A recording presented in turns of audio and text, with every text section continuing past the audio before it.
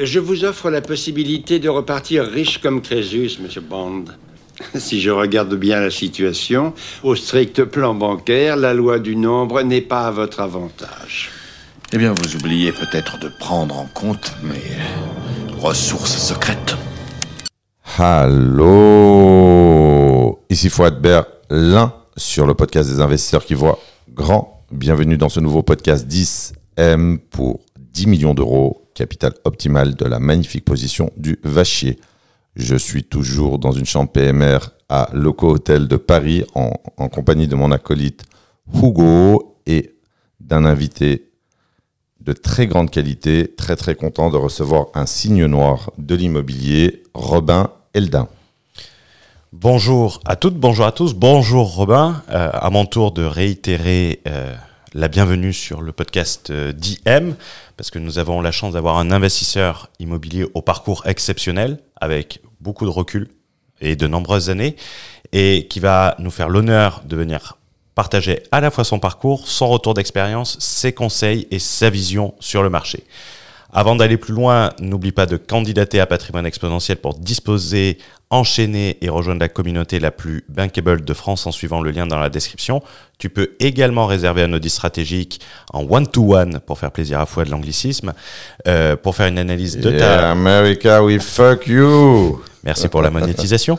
Et pour déterminer ta stratégie immobilière et faire un plan de route. Et également, tu trouveras le lien d'un workshop en direct, encore un anglicisme pour Fouad, entièrement offert. Et on expliquera pourquoi tu dois imposer le 110% au banquier et l'avoir à chaque fois, comment neutraliser le HSF et ton plan de route personnalisé pour faire un parcours comme celui de notre invité qu'on a la chance d'avoir aujourd'hui. J'ai failli, je pensais que tu allais dire comme notre ami Robin, et c'est vrai qu'on se connaît quoi depuis à peu près un an et demi.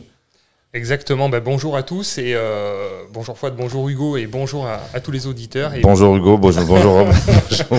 Merci de votre accueil et de votre invitation pour partager mon expérience avec grand plaisir que je vais partager mon expérience d'investisseur. Et effectivement, on se connaît depuis maintenant quelques années, Fouad. Ouais, peut-être 2 ans, je dirais, peut-être 2 ans, et le sentiment de tourner un podcast avec un ami. Et tu vois, non, mais je suis très sincère, c'est sur le côté en fait valeur humaine, mais on en reparlera sur le côté l'impression de bien se connaître parce que dénominateur commun très fort. Et pour preuve, Fouad te reçoit dans sa propre chambre. Alors, tout à fait, on peut pas faire. Exactement. On peut pas faire mieux. On reconnaît le côté salace. Alors c'est bien Hugo qui est plus salace que moi, franchement. C'est comme dans La Maison du Bonheur. Je me positionne pas. Vous l'avez déjà vu La Maison du Bonheur avec Danny Boone? Non. Quand il lui dit t'as un regard salace, et puis l'autre tu lui dis mais ça veut dire quoi? En fait, on voit qu'il y a du mal dans ton regard, c'est trop marrant. Et non, super. Et d'ailleurs, mais je rebondis, c'est vrai que quand je fais la découverte, qu'on me contacte ou que moi je fais la découverte de personnes de qualité et que j'ai mon mastermind qui est plus ou moins imminent, je les invite. Et tu as assisté à mon mastermind Voir Grand l'année dernière et j'étais très très content de te recevoir parce que ça m'a permis en fait de passer du temps, enfin ça nous a permis, parce que Hugo était là, de passer du temps de qualité ensemble. Tout à fait. Et également, j'ai oublié la petite précision, tu as une chaîne YouTube, Robin Eldin Projet Locatif, donc n'hésitez pas à vous abonner et à mettre un maximum de likes. Quémande-nous des likes pour Robin, s'il te plaît. Mettez-moi des likes, les amis, mettez-moi des likes. Je comprends pas, il y a 100 personnes et il y a 1 like. Allez, on passe le bonjour à Tammy Cabage. Je comprends qu'il lui octroie la Légion d'honneur. Non, je comprends pourquoi il t'octroie sans trop de questions la chambre PMR. Non, mais j'ai aussi apprécié la rencontre et très apprécié aussi le discours que vous tenez, qui est un discours justement un peu différent de ce qu'on a l'habitude d'entendre sur Internet, dans lequel je me suis beaucoup reconnu. Et c'est la première fois que j'adhère autant à un discours sur des stratégies élaborées et ambitieuses.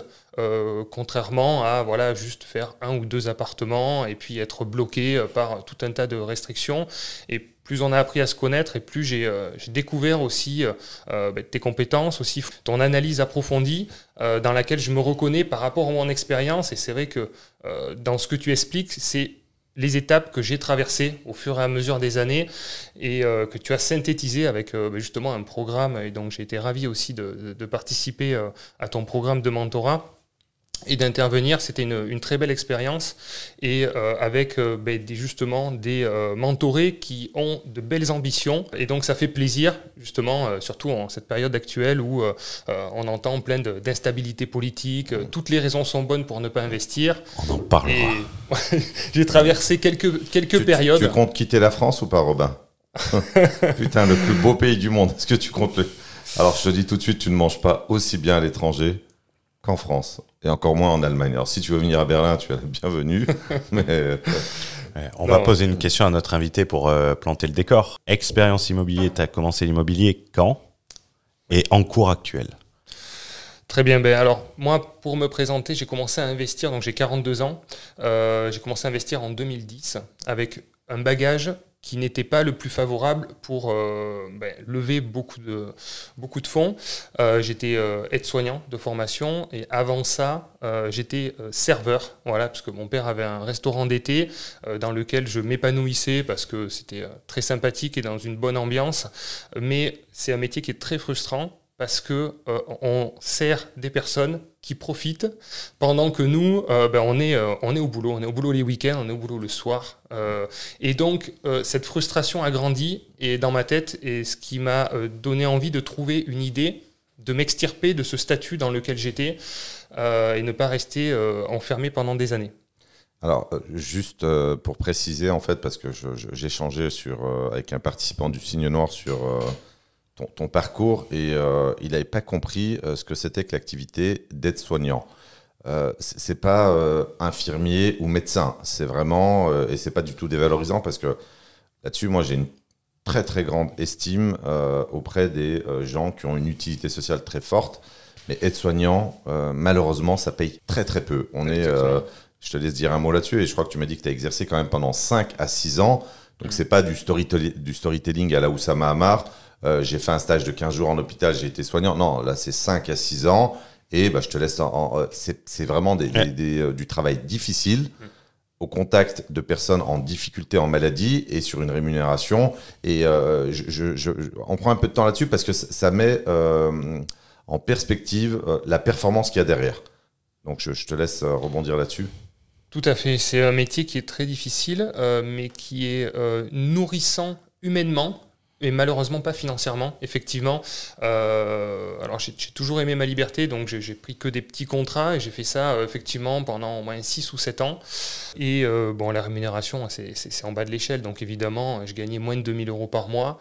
On n'a pas la situation idéale, pas de CDI en plus, donc on n'avait vraiment rien compris à la bonne situation pour investir. Mais cette situation m'a permis justement d'avoir envie de créer quelque chose et j'étais pas dans une situation confortable où j'aurais pu ce que je vois actuellement sur certains profils qui se reposent un petit peu sur leur situation financièrement confortable et qui ne pensent pas à l'avenir, qui ne construisent pas. Donc on va dire quelque part j'ai eu la chance d'avoir cette situation difficile. Je me suis dit j'ai pas le choix, il faut que je me sorte de cette situation là. Mais là t'es sur la psychologie. Sur la partie purement scoring, notation bancaire, c'est pas vraiment un avantage. Non, c'est pas un avantage du tout, surtout que j'avais pas de contrat à durée indéterminée, donc que des remplacements. Et puis après on plafonne, évidemment, on a tous les refus bancaires qu'on peut avoir sans arrêt. Donc il faut trouver des passages et des stratégies pour trouver les portes de sortie au fur et à mesure, parce que vous vous doutez bien qu'avec une situation comme ça, on est vite plafonné, vite bloqué par des banquiers qui d'ailleurs ne comprennent pas forcément les objectifs ambitieux qu'on peut avoir quand on veut se développer en investissement. Ils ne sont pas là pour ça. Et ils ne sont pas là pour financer une ambition immobilière et encore plus aujourd'hui. Et moi, j'aime pas dire banquier, j'aime rappeler leur réelle position. C'est plus des employés de banque. Vendeur d'aspirateurs Non, mais... De vidéosurveillance. Moi, j'ai l'habitude de le voir sur Patrimoine Exponentiel. On a une communauté qui est quand même... Bien éduquée, de bonne qualité. Bien éduquée, mais malgré tous les efforts, ils ont encore l'appréhension du banquier. Et moi, c'est un souvenir que j'ai de mon boss qui avait comme règle de toujours toujours démystifier. Démystifier. C'est démystifier l'interlocuteur.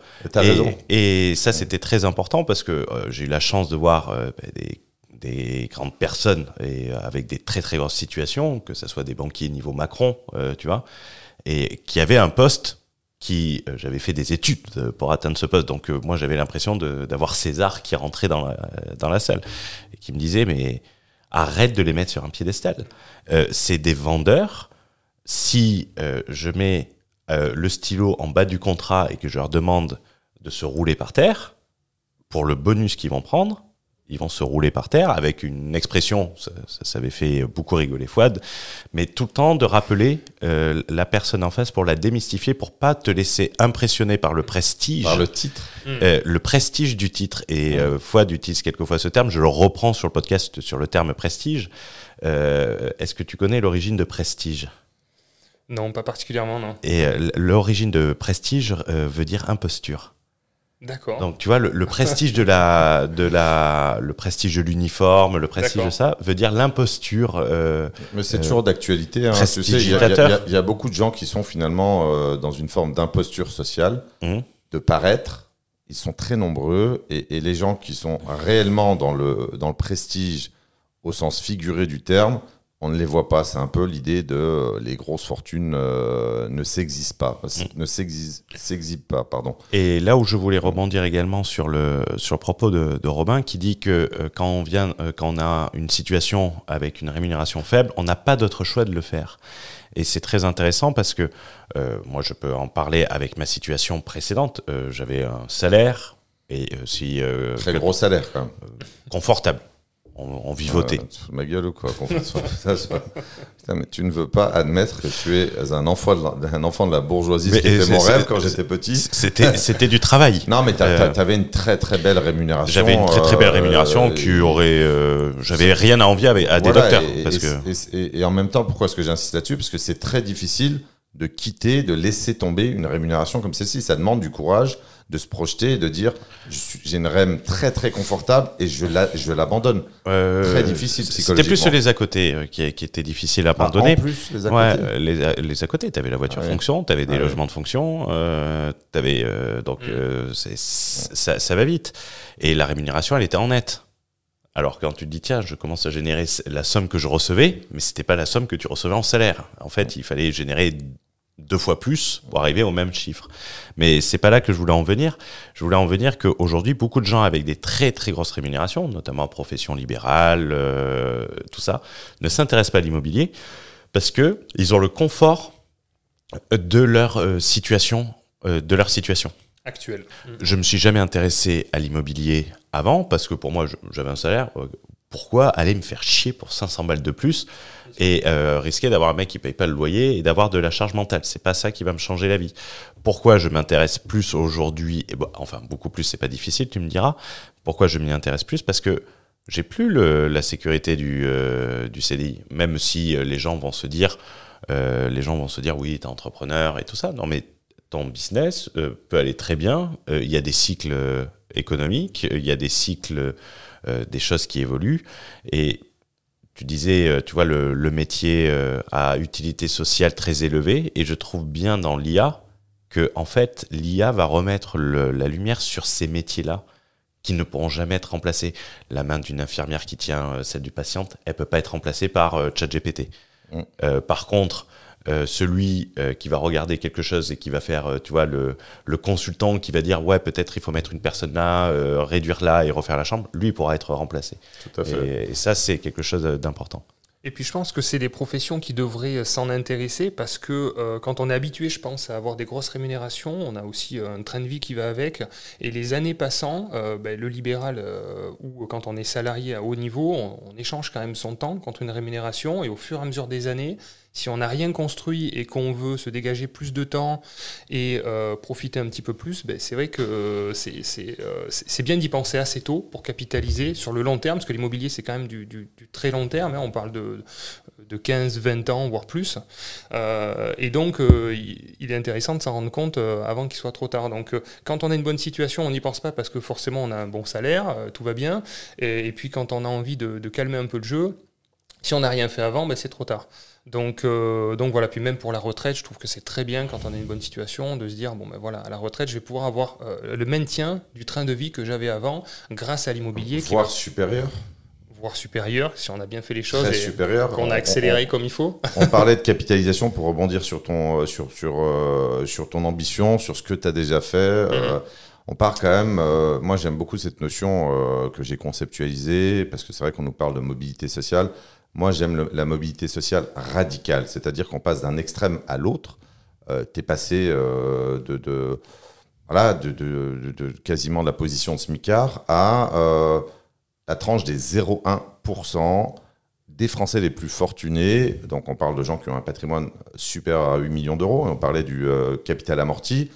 Tu m'avais dit que tu amorti, mais je te laisserai donner tes chiffres. Et la valeur... alors je ne suis pas forcément moi, plus intéressé par la valeur de l'encours que la valeur du patrimoine, parce que quand tu fais des achats qui sont amortis, l'encours n'est pas forcément révélateur de la valeur du patrimoine, puisque tu as amorti du capital, et surtout quand tu as de la plus-value latente, tu as également une valeur de patrimoine intéressante. Mais je te laisse la parole à ce niveau-là, et c'est hyper intéressant comme cas. Alors pour en revenir effectivement à mon expérience, j'avais beaucoup de craintes, beaucoup d'inquiétudes, beaucoup de questions au début. Je pensais que effectivement un locataire ça payait pas toujours, qu'il allait avoir beaucoup de dégradation, qu'il allait avoir de la vacance locative. Donc j'avais toutes ces craintes et toutes ces peurs un peu à lever, qui aujourd'hui sont totalement levées avec l'expérience, qui sont pas des vraies preuves fondées quand on fait de l'investissement de qualité. Et donc j'ai commencé en 2010 par acheter des petits appartements dans des copropriétés. J'avais des petits moyens, et puis après j'ai rapidement basculé sur des immeubles. Donc moi je suis dans une ville moyenne de 50-60 000 habitants, ce qui permet d'avoir des rentabilités intéressantes qui permettent un autofinancement. Donc on est aux alentours de 8%. Donc j'ai commencé à acheter mes premiers immeubles en 2013, donc des petits immeubles entre 150 et 300 000 euros de 3-4 lots qui s'autofinançaient. Et là, effectivement, j'ai commencé à avoir des déclics parce que j'avais plus de revenus locatifs que mon salaire. Et en fait, après, ça a été un révélateur pour moi où je me suis rendu compte qu'on pouvait avoir des virements chaque mois sans avoir contribué à l'effort finalement pour recevoir cette somme-là par virement. Alors qu'on a été biberonné depuis petit à échanger vraiment son temps contre une rémunération.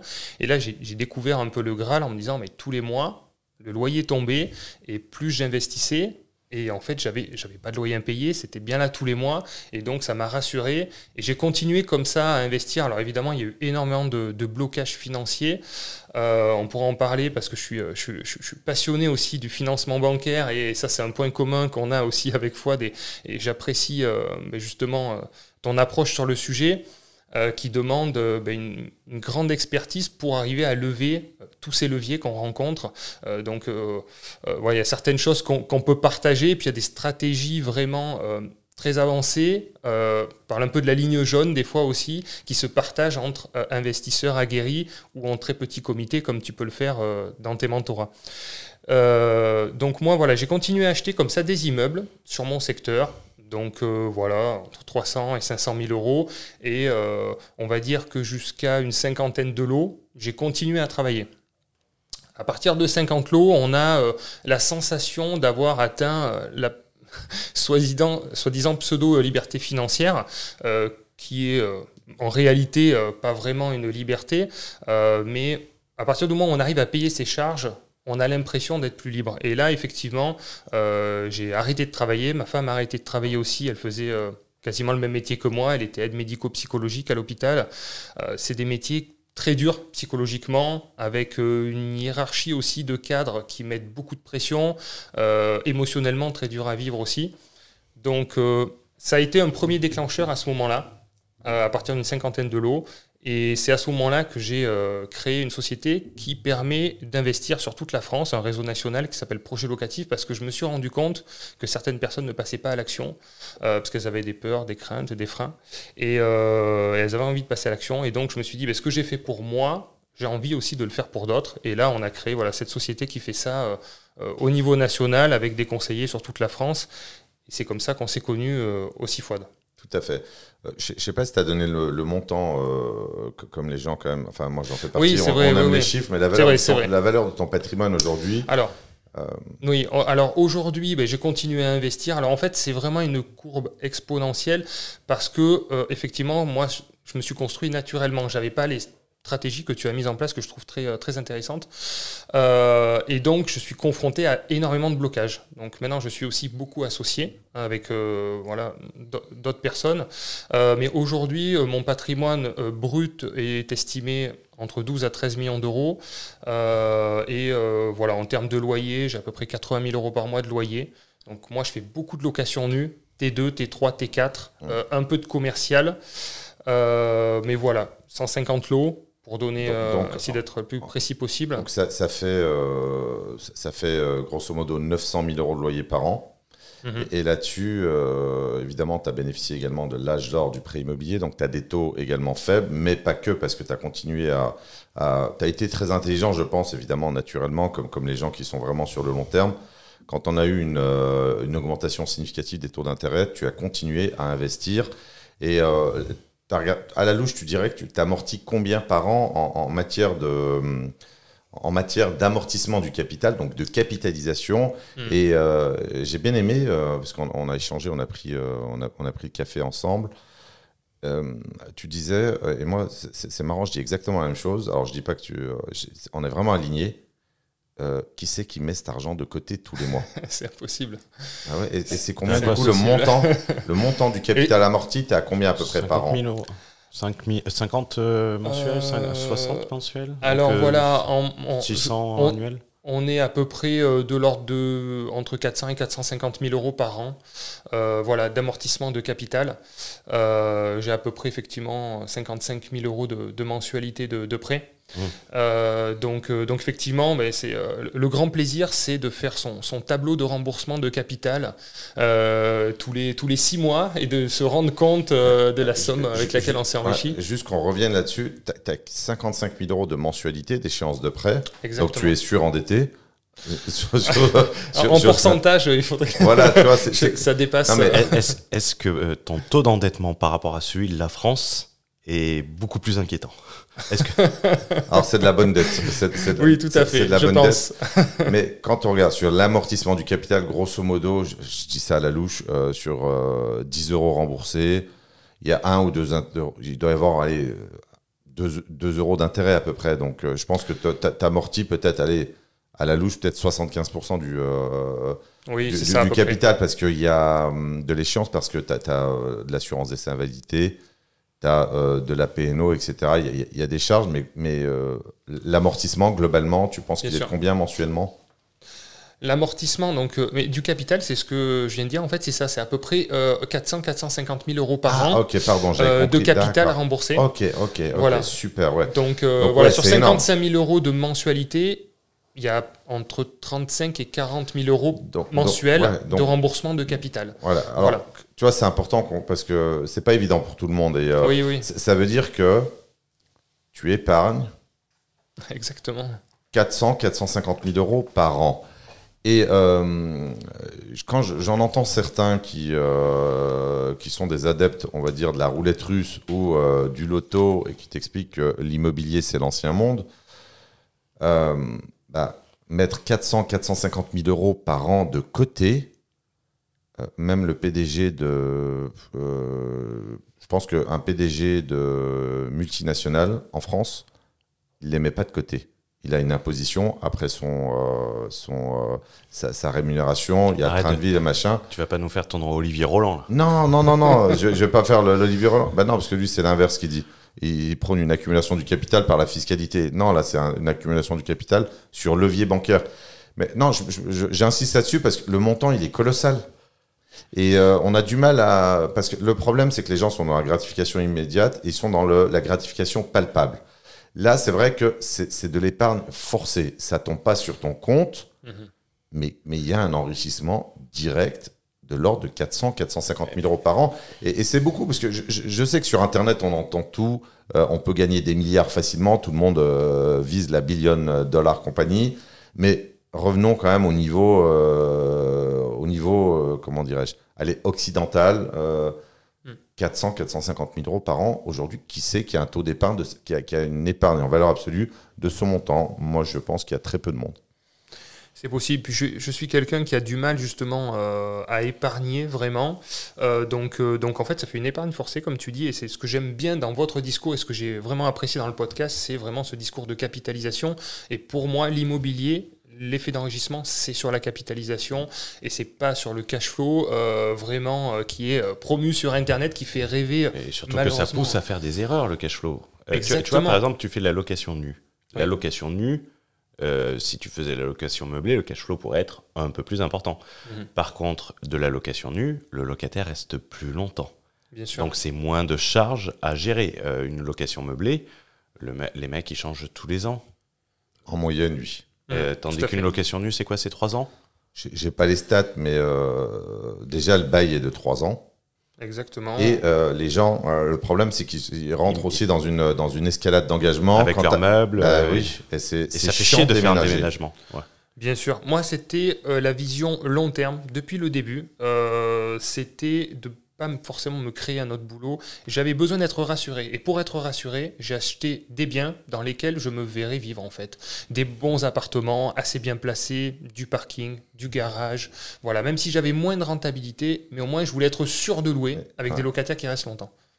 Et ça, c'est intéressant parce que les gens, tu vois, sur l'obsession du cash flow, ils vont aller dans une ville. Brive est une ville centrale en France, mais ils vont aller par exemple sur des villes comme Saint-Étienne, des villes sinistrées. Et ils vont aller chercher des points de cash flow supplémentaires sur des villes sinistrées en augmentant, pas de points, mais de dizaines de points, le risque d'avoir de l'impayé, le risque d'avoir de la casse. Tu nous as dit 150 lots? C'est ça. Combien d'impayés? Là, actuellement, j'ai un impayé. Un impayé. Voilà, ça c'est la réalité et c'est pour ça que c'est ce que je voulais partager aussi. En fait, en réalité, il y a très peu de problèmes. Moi, en termes de gestion, c'est pareil, je me suis bien organisé aussi. Ça me demande très peu de temps. Tu gères tes biens personnellement ? Alors, je me suis organisé de la façon suivante, c'est que jusqu'à à peu près une trentaine de lots, j'avais géré moi-même. J'ai géré pour optimiser, rentabiliser. Voilà, c'était ma vision au début. Et tu as appris ? J'ai appris et après, on est passé sur une gestion en agence immobilière, mais avec des bonnes agences qui gèrent très bien. Ça existe aussi. Il faut recruter, c'est faire un effort, ça prend plus de temps, mais à la fin, ça prend moins de temps. Bien sûr. Et maintenant, j'ai un gestionnaire privé qui me gère l'ensemble du parc, qui me gère les chantiers, les artisans, les messages des agences immobilières et qui me fait remonter uniquement les informations importantes sur lesquelles il y a une prise de décision importante. Et donc, c'est vraiment... Il a une délégation sur un certain montant, comme tu pourrais donner une délégation à une agence. Vous m'emmerdez pas jusqu'à 1 000 euros de travaux et au-dessus de 1 000 euros, vous me demandez mon accord. Tout à fait. T'estimes le temps de travail mensuel à quelle quantité pour administrer ton patrimoine aujourd'hui, personnellement? À la louche. Aujourd'hui, aujourd'hui assez peu. J'ai gardé la vision du pointage des comptes, des loyers. Alors en partie parce qu'on peut aussi déléguer la visu. Et c'est ce que je suis en train de faire aussi, parce que ça me prend un quart d'heure par mois. Bon, il y a quand même d'autres choses quand même à gérer. On parle, c'est vrai, d'investissement. C'est pas un placement. L'immobilier, il faut quand même le rappeler, ça demande du temps. Il y a des prises de décision, des difficultés, voilà. Mais aujourd'hui, j'ai trouvé une personne idéale qui est un investisseur expérimenté et qui effectivement a une approche vraiment précise, que ce soit en relation humaine avec les locataires, des négociations auprès de mes artisans aussi sur les travaux, sur la partie fiscale et financière, il est aussi très bon. Ça demande beaucoup de compétences en fait, qu'on apprend un peu au fur et à mesure, mais aujourd'hui, je vais dire que sur la gestion de mon parc à moi, moins de 5 heures par mois. Moins de 5 heures par mois. 60 heures par an. 450 000 euros, 60 heures. Alors, tu vois, c'est marrant parce que... on est au même niveau que Madeleine. Et on avait eu un commentaire, mais non, c'est pas possible. Je me rappelle, quelqu'un a mis un commentaire sur ta chaîne YouTube. Je peux te le trouver. Alors, je pense que les gens qui nous écoutent savent que, surtout moi, je fais plus de l'anti-vente que de la vente. Donc, pas trop d'accord. Si, je fais plus de l'anti-marketing parce que comme je suis un adepte du réalisme français, et c'est marrant de croiser les informations parce qu'elles délèguent tout. Elle ne peut pas d'ailleurs administrer elle-même parce qu'elle est assez éloignée des biens que j'ai chassés pour la plupart, même pour la totalité de mémoire.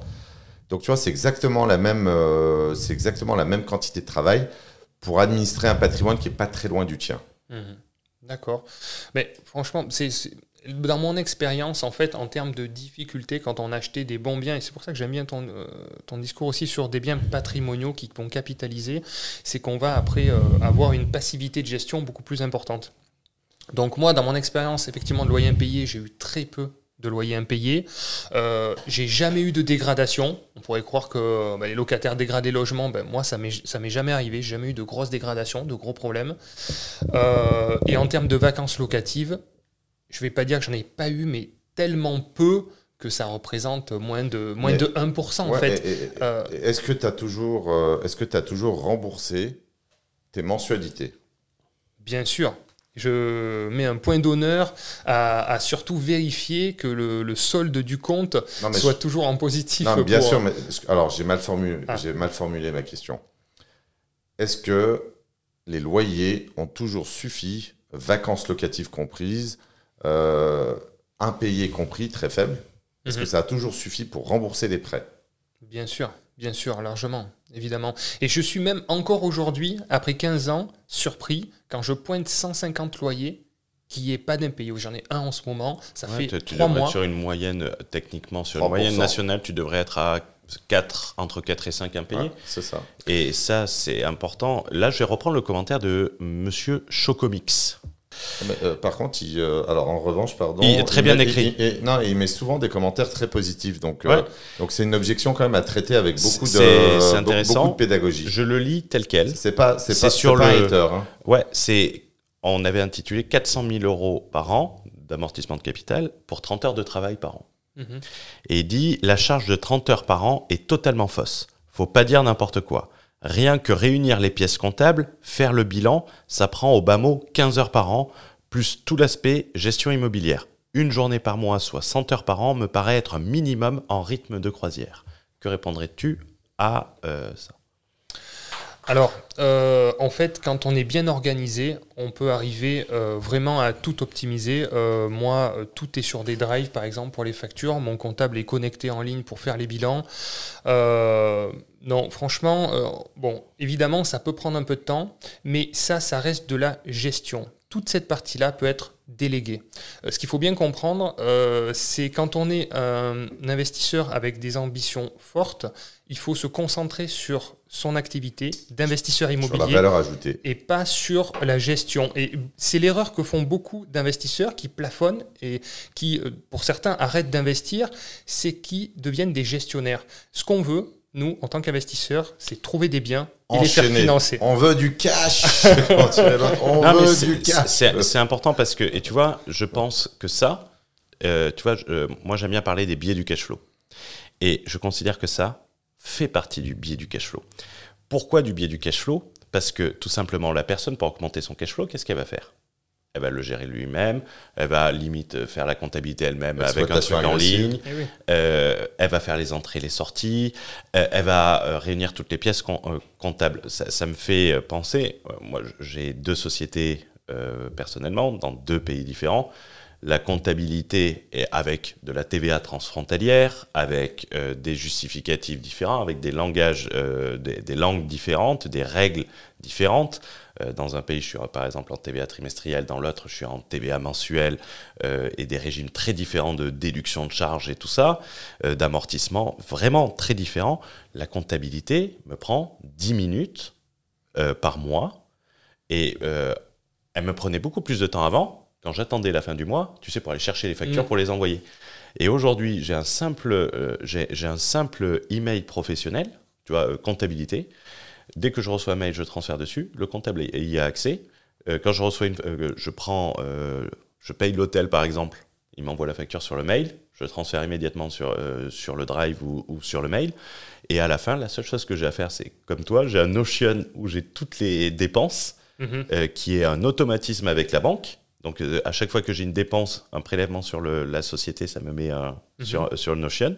Et une fois que j'ai tout, je vérifie, je les coche les unes après les autres et c'est réglé. Et ça me prend 10 minutes, donc 20 minutes par mois pour 2 sociétés qui ont un volume de facturation, Clément. Ça s'organise. Franchement, ça s'organise. Moi, c'est mon gestionnaire qui s'occupe de tout ça. Il met tout sur des drives. J'ai gardé la main sur les virements, mais encore une fois, ça peut être délégué. On peut aussi déléguer cette partie-là. Et puis, il faut se dire que la comptabilité de l'immobilier, alors sur la première année d'exploitation, d'accord, il va y avoir des factures à déduire, on va faire des travaux, on va passer chez le notaire, mais après, pendant la durée d'exploitation, on n'a pas des factures tous les ans. On a une taxe foncière à déduire, on a ses assurances de prêt. Ouais, une provision de charges pour les travaux. Éventuellement, mais c'est assez simple en fait. On n'a pas tous les ans des rénovations. Voilà, donc ça peut s'optimiser. Le vrai travail, il va être en amont, quand on va trouver le bien, le faire financer, faire les travaux. Et après, c'est de la gestion comptable. C'est de l'administration. Tu administres un patrimoine. En fait, la problématique, c'est que les gens sont habitués, dans un discours sur Internet, à vouloir capter toute la valeur ajoutée. C'est-à-dire que quand tu prends la chaîne de valeur ajoutée, de la chasse à la gestion locative, limite certains prônent la création d'une société de travaux pour pouvoir faire les travaux. Donc en fait, le truc, c'est que la plupart des gens n'ont pas de stratégie immobilière, bancaire. Ils n'ont même pas de stratégie pour bâtir en fait un réseau de partenaires pour administrer le patrimoine. Et finalement, tu te retrouves un petit peu esclave de ton patrimoine qui n'est pas en plus très gros, mais l'enfer peut arriver rapidement sur quelques lots. Et comme ils ne sont pas formés, ben finalement, ils ont un regard assez biaisé là-dessus. Et c'est intéressant d'avoir ton retour parce que moi, j'habite à l'étranger et il est hors de question. Enfin, je ne peux pas gérer mon patrimoine. Donc, tu es obligé de travailler avec des partenaires. Et il y a un temps pour le recrutement, pour tester les partenaires avec lesquels il faut être loyal. C'est vrai que... c'est des partenaires, pas des prestataires. Non, mais... c'est faire la différence. Il y a ça, puis si tu essayes de lui faire à l'envers à ton partenaire, il y a cette notion qui est très importante pour moi, qui est la notion de la loyauté dans les affaires. Dans un jeu de l'argent infini, ou au minimum de long terme, bah, il faut être loyal avec ses partenaires. Et ça recouvre, on va recouvrir beaucoup de choses où tu as beaucoup de carences parce que les gens ne voient que, ce que disait Hugo, à juste titre, les gens ne voient que le cash flow. Et tu vois, c'est ce que je lui réponds quand on oublie l'obsession du cash flow. L'obsession du cash flow, ça te fait faire de la location meublée, donc ça t'augmente ta gestion annuelle, ça te fait du régime agressif, donc des entrées et des sorties, ça te fait par exemple également pas prendre de GLI. Parce que ça ponctionne le cash flow. Donc, t'es sous GLI par exemple sur l'impayé ou une Visale ou tu t'es auto-assuré toi-même? Tous mes biens sont assurés en GLI et comme tu le dis, je regarde pas le cash flow, je regarde ma sécurité et ma tranquillité d'esprit. Et encore plus aujourd'hui, quand on a 150 lots, ce qui nous importe, c'est notre capacité mentale encore disponible pour continuer à avancer. Et ça a plus de valeur qu'un souci d'impayé. Donc c'est pour ça que je prends des GLI à tous mes biens. Et là, malheureusement, sur cet impayé, on a acheté un immeuble qui était déjà occupé par un investisseur qui a voulu être sympa avec une certaine population. Donc ça arrive, on rachète des immeubles dans un certain état et puis on renouvelle les locataires au fur et à mesure. Mais tu vois, il y a un truc que tu viens de dire qui est hyper important, c'est qu'en fait, tu as hérité d'une situation et il y a un temps également que certaines personnes ne veulent pas prendre, le temps de l'assainissement. Assainir un immeuble. Et forcément, quand tu achètes avec un peu de problème, tu achètes moins cher. Donc le temps aussi d'assainir est hyper important. J'avais une question sur les lots. Est-ce que tu comptes les caves et les parkings? J'ai discuté avec un gars qui disait purée, il y avait un gars qui vendait des formations sur Internet. Je ne vais pas citer son nom, évidemment. Mais j'ai 23 lots et le gars me disait, putain, j'ai discuté avec lui, en fait, il y avait 2 apparts et tout le reste, c'était des caves et des stationnements. Donc, est-ce que tu comptes les parkings et les Non, on compte pas les parkings et les caves. Non. Et les KGB sur palier. Non, mais ça, c'est pour revenir sur ce biais du cash flow et tout ça. Et c'est intéressant parce que c'est dans ce sens que je me suis concentré sur Patrimoine Exponentiel, c'est de leur mettre un process de recrutement des partenaires, de les challenger, de trouver des partenaires qui permettent de challenger le prestataire qu'ils ont. C'est challenger, le mot. C'est un mot français en plus. Je parle couramment anglais, donc... mais c'est un mot français. Comment tu dis croissant en anglais? Hein? Croissant. Non, croissant. Croissant. Et pour challenger les prestataires... oui, Challenger. oui, je peux te couper le micro si j'ai envie. Hein. Management, croissant. Entrepreneur. Tu dis chocolatine ou pas en chocolat? Chocolatine à Brive. Ouais, toi, t'as un trait, toi. Oui, c'est chocolatine actuellement. Mais comme Oh, je suis purée. de l'Ardèche, on disait pas au chocolat hein, en Ah, Ardèche. c'est bien, t'es des nôtres. Donc, et comment tu dis une baguette avec du chocolat dedans? Je sais pas. Un Je pain n'en au mange pas. chocolat. Et comment tu fais la différence avec la chocolatine? C'est QFD. Et tu vois, ce recrutement, et même, c'est là la force d'une communauté ou d'un réseau d'investisseurs, c'est quand tu arrives face à une gestion locative, par exemple, nous, si on a 5 investisseurs dans la même ville, quand ils arrivent sur une gestion locative, ils n'ont pas le même poids que s'ils arrivent avec un seul bien. Quand tu arrives sur un maître d'œuvre avec 5 investisseurs qui peuvent ramener 5 immeubles dans la même ville, ça n'a pas le même poids. Et le réseau est important, le développer et le conserver est important, et savoir le challenger, comme tu le dis. Mais pour encore challenger un professionnel, faut-il encore... Tu parlais de la fiscalité, par exemple. Il faut connaître les bases.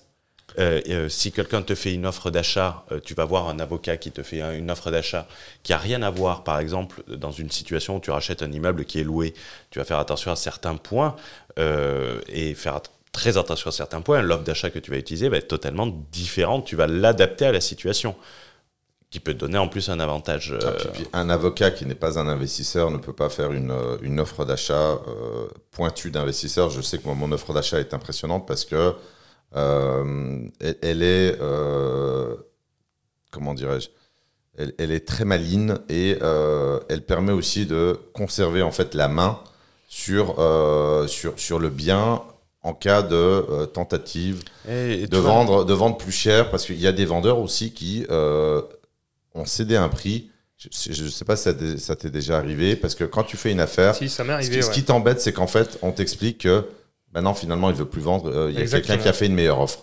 Donc, l'avocat n'est pas forcément le mieux placé. On va dire, le partenaire, de manière générale, n'est pas le mieux placé pour appliquer ou concevoir une stratégie. Ça, c'est hyper important. Et on retombe sur la notion, sur l'impression du titre. Parce qu'il est avocat, il serait plus en aptitude, alors par rapport à un débutant peut-être, mais un signe noir, un vrai signe noir, est plus compétent que chaque individu de l'écosystème pris individuellement. Si on parle d'IMO, je ne sais pas si tu es d'accord avec moi là-dessus ou si tu avais une là, objection. moi, je vais rebondir sur ce que tu as dit, et pour préciser ce que j'ai dit, et ça fait une excellente démonstration. On parlait de compétences pour challenger son interlocuteur. Bien, tu progresses en français. Je progresse. Et par exemple, tu vois, dans le cadre de patrimoine exponentiel, je voulais faire intervenir une avocate. C'est une avocate. C'est une femme. Elle n'est pas investisseuse immobilière. Elle a un investissement, mais c'est pas une grosse investisseuse immobilière. Par contre, avec de la compétence, tu lui poses 2-3 questions et tu vois. Et rappelle-toi, je t'avais parlé d'une petite mention. Elle n'est pas investisseuse, tu m'as dit qu'elle était investisseuse. Elle est investisseuse, elle a un bien ou deux. Ouais, mais elle a travaillé pour des promoteurs immobiliers. Son mari est promoteur immobilier. Là, tu prends un peu l'exception de la règle. Non, toi, c'est un peu, comme je disais au mastermind, le coup de bol. Laisse-moi finir. Vas-y. Laisse-moi finir. Je te parle, un investisseur lambda qui n'a pas de compétences ne va pas remarquer ce delta et ne va pas la remarquer. J'en ai fait 12 ou 13 pour voir. La plupart auraient pris le premier ou le second. Et là, quand tu vois et que tu la challenges, elle fait oui, on met ça. Et si on met ça? Ah ben si on met ça, il va falloir ajouter ça. Parce que si vous arrivez avec votre offre d'achat comme ça et que moi je suis dans la partie d'en face, je vous la fais voler en éclats, votre offre d'achat. Donc, il faut se positionner également avec, moi j'aime bien sur l'aspect juridique, il faut que ton outil juridique soit adapté à ton équipe juridique qui est derrière. Parce que c'est elle qui va prendre le relais. Non, mais c'est sûr. En fait, il faut une équipe. Moi, je vais plus loin dans le raisonnement. Tu me diras ce que tu en penses, Robin. Il faut une équipe que tu formes à tes méthodes. Si tu arrives, ce que j'avais expliqué dans recruter son notaire, il faut un notaire flexible. Si tu es face à un notaire qui te dit bah non, c'est comme ça, ce n'est pas un bon notaire, c'est pas un bon notaire pour t'accompagner dans ces stratégies. Donc, il y a aussi la notion que tu soulèves indirectement de discernement. Il faut être en capacité de palper un peu, de jauger de challenger. Non, de challenger, mais déjà, si tu veux, de jauger en fait son niveau de compétence. Un notaire bidon, ça se voit tout de suite. Un avocat bidon, ça se voit tout de suite dès que tu échanges rapidement. Oui, pour toi, mais pour quelqu'un de lambda, mais pour moi, il ne fait pas la différence entre un bon et un mauvais notaire. Tous les notaires se valent. Non, mais je suis en train de te dire simplement que sur le diagnostic, tu as raison. Je suis en train de te dire sur la méthode, il faut recruter des gens. Oui. Il faut déjà toi-même être formé. Ça, c'est une évidence. C'est exactement ce que je te dis. Il te faut la compétence. Non, mais si tu veux pas te faire former, si tu veux pas te former, si tu veux pas être accompagné, là, c'est encore une autre problématique. Et là, on peut rien faire. Parce que c'est vrai que là où tu as raison, tu as le syndrome de... c'est dans la courbe d'apprentissage, en fait, ce qu'on appelle la courbe de... dans le Dunning-Kruger, c'est la courbe de la stupidité. Ah, ils appellent ça comme ça. Oui, en fait, tu as l'impression, au début, tu as fait une OP, tu as l'impression de tout savoir, tu es chaud, et tu dis, non mais en fait, je sais faire, j'ai besoin de personne. Et ça, c'est une erreur qui arrive souvent parce que on a ce sentiment de se dire... J'apprends très très vite, j'ai besoin de personne. Mais pour en arriver à un niveau de je forme mes partenaires, j'avais lu au Mastermind, tu sais, le passage que j'envoie à l'expert comptable parce que je recommande mon réseau à mes clients du mentorat. Donc l'expert comptable qui est très bon, qui a un portefeuille de 200 marchands de biens, donc il y connaît, c'est quand même la profession la plus complexe dans l'immobilier, avec celle de promoteur immobilier. Mais il a fallu quand même que je lui fasse un mail explicatif de la méthode de la holding en 5 temps, et donc il ne peut pas savoir puisqu'il ne la connaît pas, parce que je l'ai créé. Donc pour former des partenaires, il faut déjà être formé soi-même. Enfin, ça me paraît assez évident. Évidemment, sinon comment détecter finalement les failles? Mais c'est bien de parler de ça, parce que c'est vrai qu'on a tendance à croire qu'à partir du moment où on a un titre en France, la parole vaut de l'or. Alors que pas du tout, et c'est ce que je pensais au début, et j'ai rencontré plusieurs avocats, et effectivement ça a matché avec l'un d'eux, mais au bout de plusieurs, pareil pour les notaires. Et c'est pareil avec le banquier. Quand on va voir un banquier, finalement, vous pensez que sa parole va être la parole de tous les autres interlocuteurs, ce qui n'est pas du tout le cas. Si un banquier, parlait un peu de commercial, et c'est vrai qu'ils sont plutôt là pour faire du commerce, on a tendance à l'oublier. Et bien en fait, c'est pas du tout le cas avec d'autres interlocuteurs.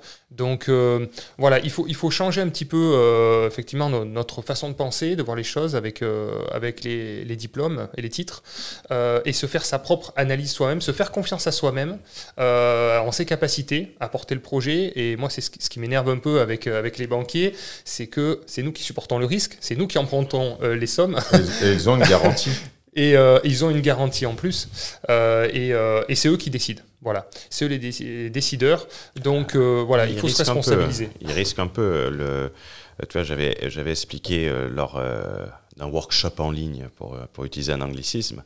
Est-ce que tu as idée, et ça c'est très intéressant, sur un prêt de 1 million en la NIM, donc la Net Interest Margin, c'est-à-dire la différence entre laquelle la banque emprunte et te prête, sur 20 ans, sur 1 million d'euros, à ton avis, ça représente combien de milliers d'euros? Je ne suis pas sûr que la marge soit si énorme que ça. On est de l'ordre de 30 à 40 000 euros. Ouais, et est-ce que tu connais la perte moyenne, la perte sur 20 ans, oui. La perte moyenne sur un défaut de paiement pour une banque française, ce qu'ils appellent la loan to loss, et c'est une moyenne. Ils appellent ça une casse immobilière, quoi. Oui, mais le ratio, c'est le montant qui est un pourcentage. Il va prendre tout en compte, hein, ça veut dire les procédures judiciaires, le temps, l'immobilisation sur le bilan de la banque. C'est là aussi que les sociétés de cautionnement enlèvent le bien. Parce que si tu te retrouves avec un bien sur le bilan d'une banque, la banque doit mettre des liquidités pour compenser. Sinon, elle fait péter ses ratios prudentiels. La moyenne, en France, on est entre 10 et 20%. C'est-à-dire que sur un prêt de 1 million d'euros, la banque est prête à te financer et prendre entre 30 et 40 000 euros et supporter un risque entre 100 et 200 000 euros si tu ne payes pas le prêt. Donc, c'est un peu comme si je te disais, je viens de te voir, tu as 1 million à placer, place-les chez moi, dans 20 ans, je te rends 40 000 euros d'intérêt. Oui. Là, tu vas me dire, merci, je peux aller sur le livret A. Et tu vas me dire, je veux de la sécurité. Je fais, allez, perte maximum 20%. Tu me dirais, mais t'es complètement malade. Et à partir du moment où on comprend ça, et qu'on comprend ce mécanisme et qu'on recule, une banque française veut avoir un taux de casse qui est de 0,5%. Et actuellement, il est de 0,4%. Aux États-Unis, il est 10 fois plus élevé. Oui, parce qu'on a un système bancaire basé sur la solvabilité personnelle de l'individu, donc ça règle beaucoup de choses. Moi, j'avais une question. Tu as donné un chiffre qui était hyper intéressant parce qu'il y a un autre biais que j'ai décelé qui est le biais du rendement. Tu as constitué un empire immobilier. Moi, ma définition de l'empire, c'est à partir de 2 millions d'euros. Donc, on y est très largement. Donc, tu as bâti un empire de 13 millions et tu donnes un taux de rendement de 8%. Et il y a des gens qui ont l'impression qu'en dessous de 10%, c'est pas intéressant. Et ça, c'est une erreur parce que ça les empêche d'avancer, d'empiler, d'amortir du capital. Et tu vois, là, on a un retour très concret. À 8%, tu n'as pas l'impression de faire des mauvaises affaires. Tout à fait. Alors, sur justement les rentabilités, au début, effectivement, je cherchais l'hyper-rentabilité parce que je regardais la rentabilité sur le papier. Mais comme l'a précisé Hugo, il y a toujours une réalité qui va derrière une rentabilité et on se rend compte que c'est des biens qui sont souvent énergivores, avec du turnover, avec une valeur foncière souvent plus basse. Et donc, on se rend compte que la passivité et la valeur foncière sont aussi des éléments à prendre en compte. Ce qui s'est passé après, justement, dans mon parcours, c'est que j'ai souvent empiler des immeubles, jusqu'à 5 immeubles dans l'année, ça m'est arrivé, et je suis passé devant d'autres investisseurs qui cherchaient plus de rentabilité. Et donc, moi, dans mon constat, je me suis dit, je préfère, même si l'immeuble, je l'estime peut-être un petit peu en dessous du prix, peut-être 20 000, 30 000, 40 000 euros en dessous du prix, je l'ai transféré, je l'ai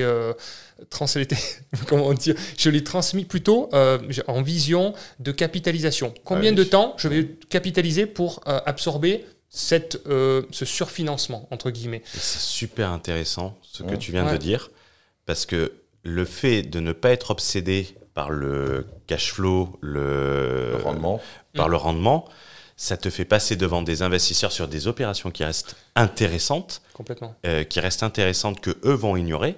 Donc ça fait plus d'offres. Et tu vois, c'est très marrant. J'avais mis dans un mail parce que tu as les gens, ils disent mais comment je vais trouver des biens et tout ça. Et je disais, il est plus facile d'acheter 5 millions à 8% qu'acheter 1 million à 15%. Oui, c'est non, sûr. mais 15%, ça n'existe. C'est l'exception. Mais tu as des gens qui pensent qu'il faut faire... moi, j'ai fait des opérations à 15% dans le passé.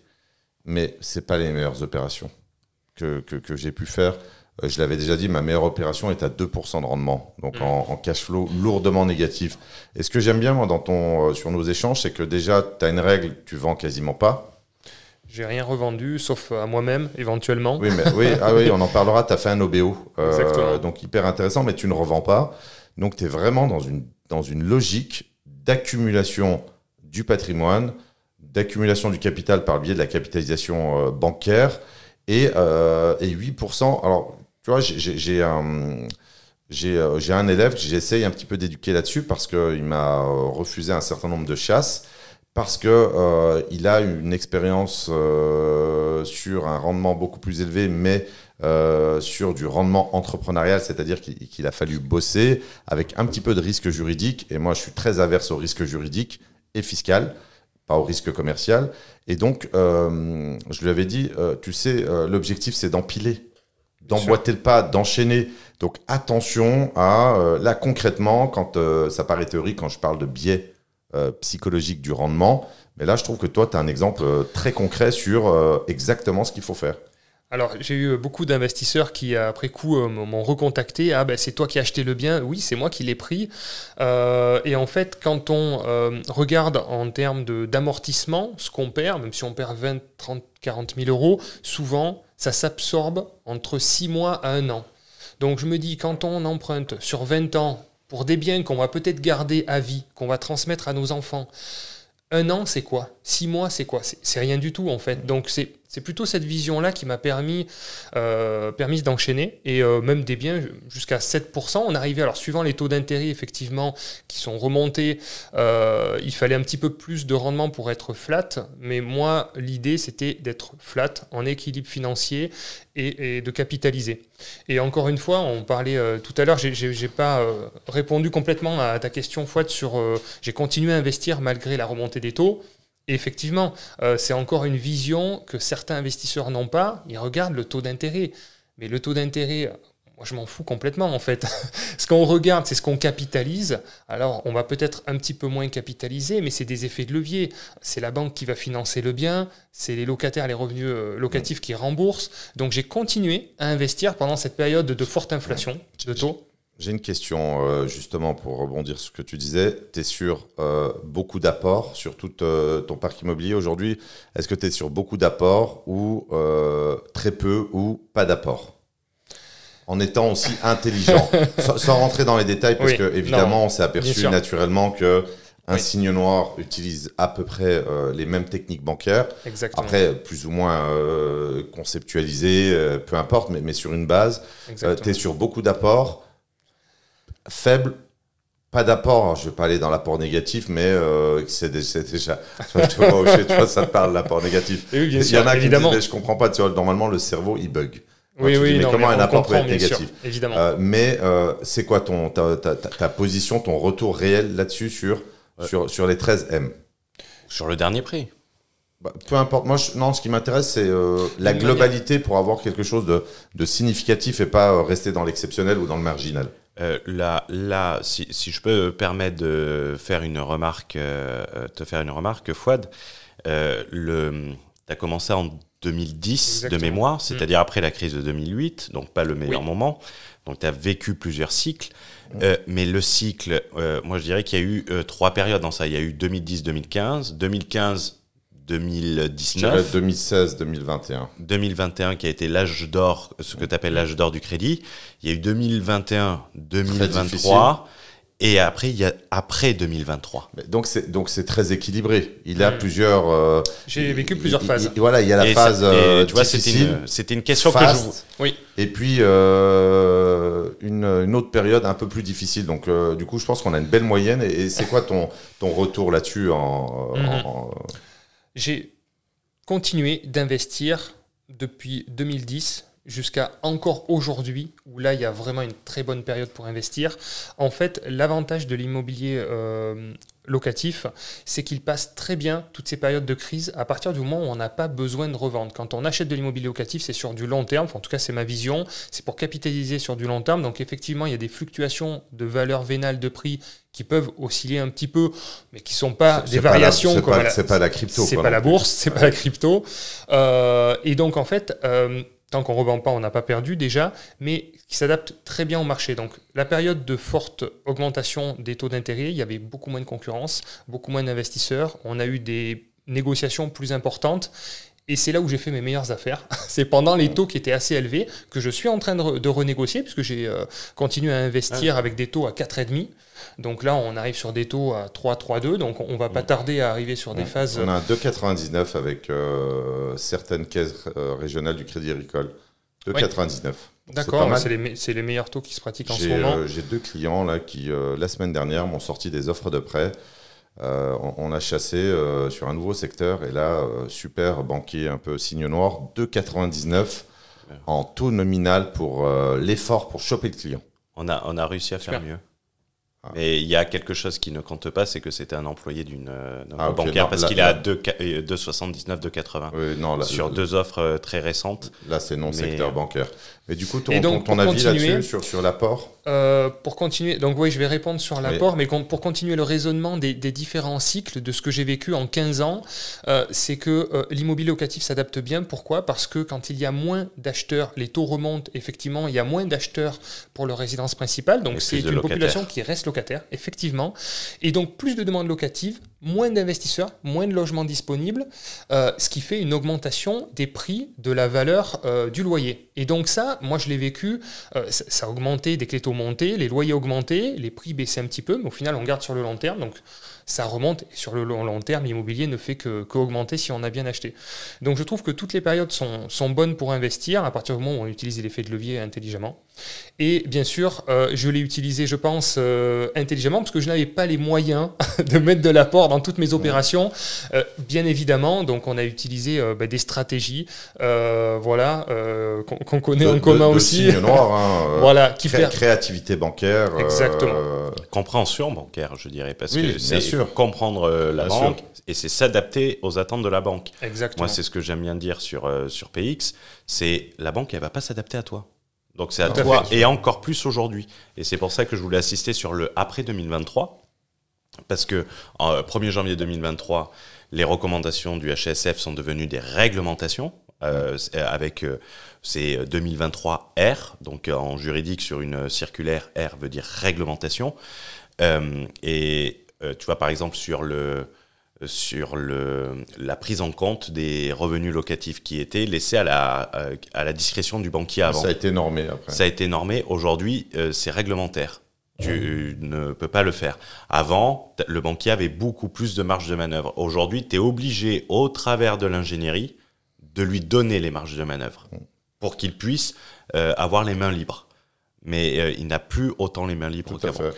Exactement, c'est pour ça qu'il faut des stratégies différentes et comme tu l'as dit en 2010, on avait le calcul du taux d'endettement différentiel qui était plutôt avantageux pour les investisseurs, malgré que ça a été quand même aussi difficile de lever plusieurs millions pendant cette période-là, mais on s'adapte à chaque fois, les périodes évoluent, on trouve les solutions, c'est de l'entrepreneuriat immobilier, comme tu le précises souvent, Fouad, et donc il faut travailler comme un professionnel.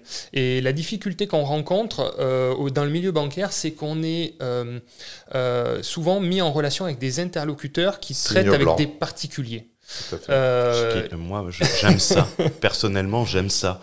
Parce que c'est plus facile d'avoir un delta de compétences sur un ignorant qu'avoir un delta de compétences sur un banquier d'affaires qui a fait HEC. C'est vrai que, je ne vais pas dire manipuler, mais orienter un banquier signe blanc pour un investisseur signe noir, c'est plus facile. Alors, parce qu'il est ignorant. Tout à fait. Mais vu de la manière dont on veut investir, ces personnes-là ont du mal à nous comprendre. Donc, en fait, ce qu'on voudrait, et c'est pour ça que, comme tu le dis, le cartel bancaire n'est pas fait pour qu'on nous prête beaucoup. On a une solution en banque pour qu'on nous prête massivement. Le prêt pro.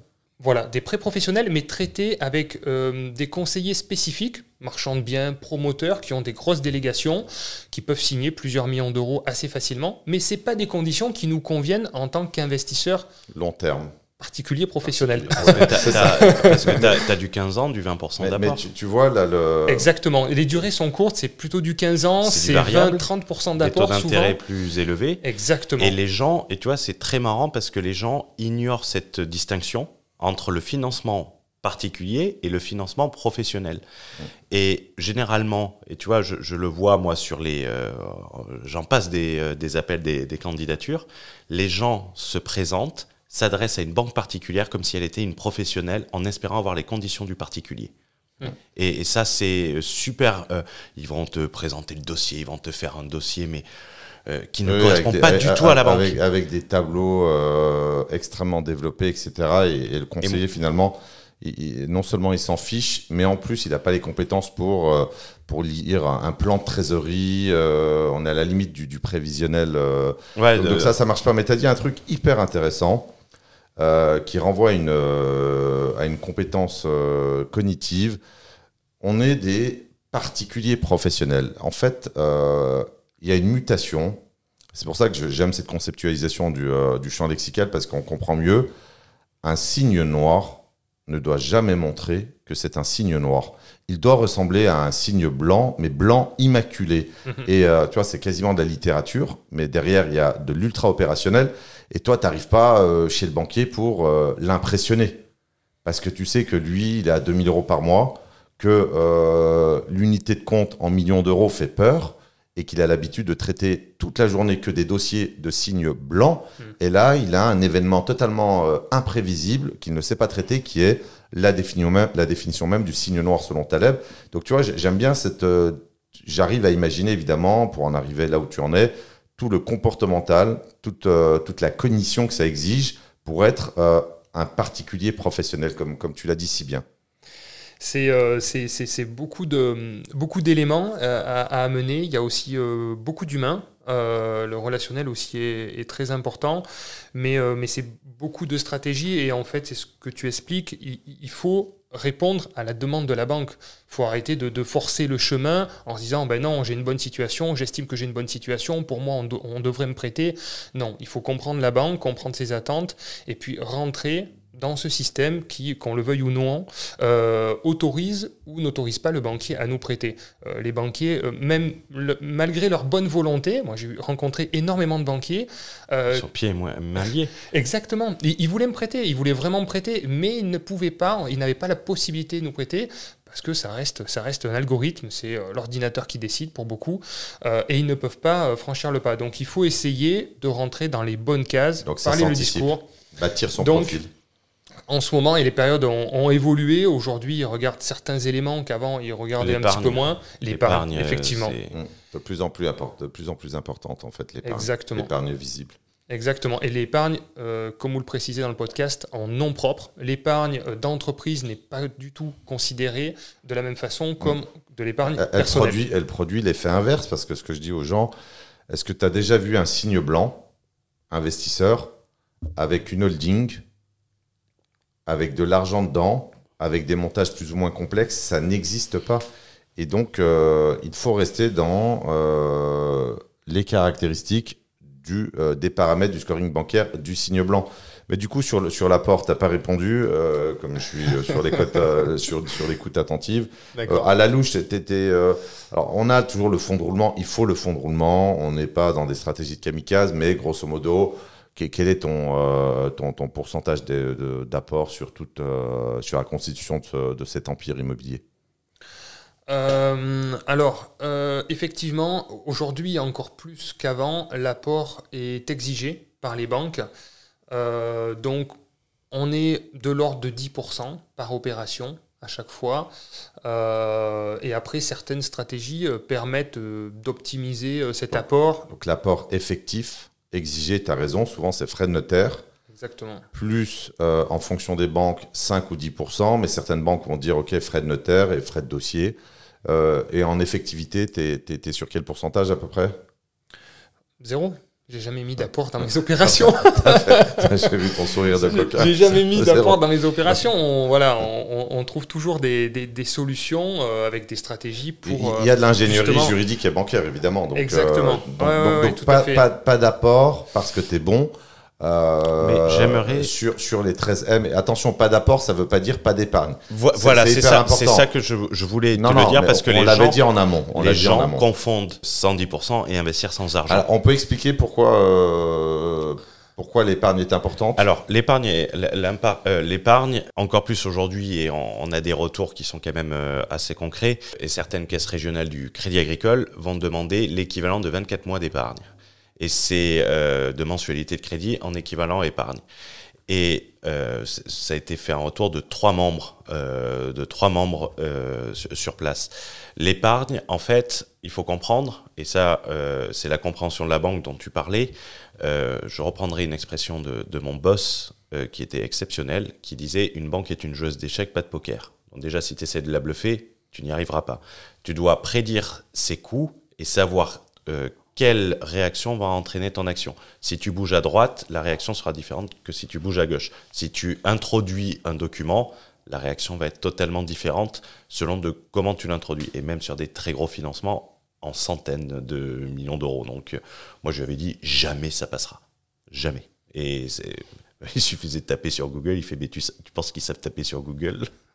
Et sur une leçon de vie. L'épargne, aujourd'hui, c'est tout simplement pour un niveau de risque où la banque veut se dire qu'est-ce qui se passe si le bien est squatté? Est-ce qu'ils peuvent faire face? On retombe sur la solvabilité. J'ai mal posé ma question, pardon. Pourquoi mettre de l'apport sur son épargne. Pourquoi est-ce qu'on essaye d'éviter ça? Et pour pouvoir répéter les opérations, parce que sinon ton taux d'épargne va diminuer au fur et à mesure. Ben, moi, c'est ce que je dis à des gens. Tu as 100 000 euros d'épargne, qui est quand même une épargne très confortable. Alors, c'est plutôt un stock d'épargne qu'un taux d'épargne. Mais oui, un stock d'épargne, excuse-moi. Tu as 100 000 euros d'épargne, tu fais une acquisition à 500 000, il te reste 50 000. Deuxième acquisition, il te reste... Déjà, quand tu vas aller voir pour la deuxième acquisition, ton épargne va être un peu légère. C'est exactement ça, mais c'est deux éléments, je dirais.